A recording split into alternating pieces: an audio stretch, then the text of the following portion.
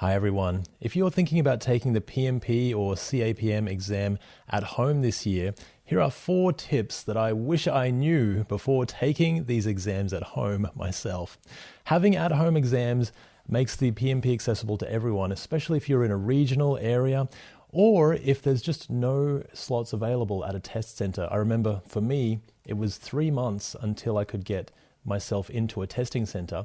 And so I found it actually easier to just take the exam at home. But I wasn't prepared for these 4 issues that can really throw you off when taking your exam at home. So we're going to go through these so you have the absolute best at-home testing experience. And the first one is your test environment and any distractions. For me, I just did not realize how noisy my at-home environment actually was until I had to sit and focus for 4 hours on quite a difficult exam, which is the PMP or the CAPM exam.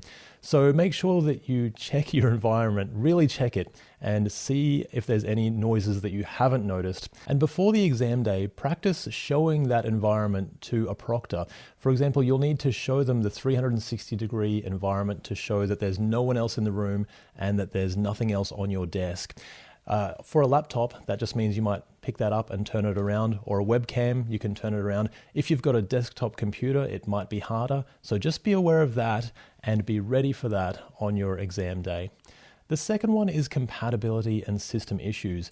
You can actually, when you book the exam, there is also a testing environment that you can log into to check your system and also to run through a brief test of the test itself, so you can go through an example.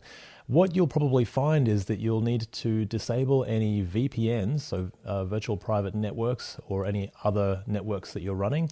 Any antivirus probably will throw off the system, and then anything else connected to your computer, for example, additional monitors, or maybe extra hard drives or those sorts of things. It will probably tell you when you run this test with Pearson VUE, but just in case, be ready and have something else available for these things, or be ready to disable them if you need to make sure your system is completely compatible. The third one is your internet connection. When I took my exam at home, my internet was going through a very rough patch, so I was quite worried that my internet would drop out and that my exam would be cancelled. What I did was actually use my mobile phone as an internet hotspot, so it would connect there if my other internet dropped out. So I would recommend having a backup internet option ready, or if you can, have a wired connection. Now, I didn't have that wired connection where your internet plugs directly into your computer, but if you have that, I think that's probably the best option. Otherwise, have a backup option ready, and that seems to help me during exam day. During the exam itself, follow those proctoring rules to avoid any warnings or disqualification.